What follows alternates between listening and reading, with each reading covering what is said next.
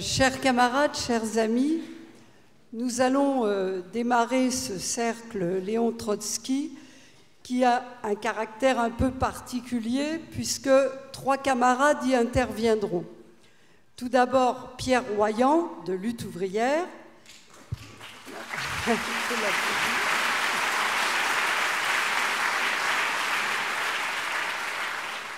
Max Céleste de Combat ouvrier Guadeloupe et Martinique.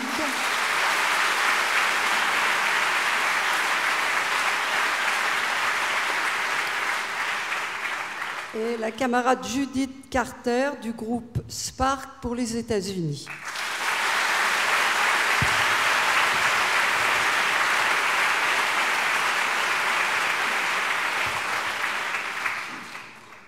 Il y a 80 ans, le 3 septembre 1938, se réunissaient dans un pavillon de banlieue parisienne une vingtaine de militants provenant de 12 pays, les États-Unis, l'Union soviétique, l'Allemagne, la Grande-Bretagne, la France, l'Italie, le Brésil, la Pologne, la Belgique, l'Autriche et les Pays-Bas.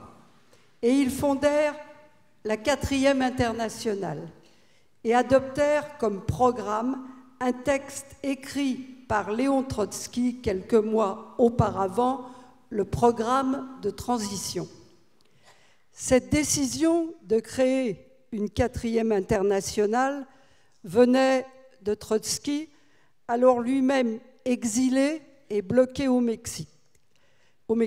Il s'agissait d'un acte politique d'importance qui signifiait que la 3e Internationale, celle créée dans la foulée de la Révolution russe, était politiquement morte et avait définitivement trahi son objectif d'être le parti mondial de la révolution socialiste. Staline l'avait transformé en outil de sa diplomatie. Et il était temps de reconstruire le mouvement ouvrier sous le drapeau d'une nouvelle internationale. Ceux qui, dans le mouvement communiste international, avaient rejoint le courant trotskiste représentaient une très faible minorité en comparaison de ceux qui restaient sous la coupe du stalinisme. Et surtout, le fleuron du courant révolutionnaire, les trotskistes soviétiques venaient presque tous de périr dans les camps de Staline et sous ses balles. Mais cette décision de créer une nouvelle internationale était fondamentale, car en 1938, même si Trotsky et les siens étaient calomniés et persécutés par les hommes de Staline, Trotsky restait mondialement connu comme l'un des principaux dirigeants de la révolution russe et compagnon de Lénine. Trotsky incarnait le refus de capituler devant l'appareil stalinien et en même temps qu'il soumettait le régime stalinien à une critique impitoyable du point de vue du communisme révolutionnaire, il défendait sans condition l'URSS contre les puissances impérialistes. Il était minuit dans le siècle, pour reprendre l'expression de Victor Serge, un militant anarchiste belge qui avait rejoint la révolution russe et participé au combat des trotskistes. Oui, minuit dans le siècle.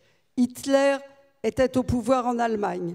Cela signifiait, comme Trotsky l'écrivit dès 1933, que l'impérialisme allemand, à la tête d'une des plus grandes puissances industrielles du monde, étouffant dans ses frontières, allait, après avoir maté sa classe ouvrière, allait s'attaquer à ses concurrents directs, les impérialismes français et anglais, et que l'humanité allait à nouveau plonger dans la guerre mondiale.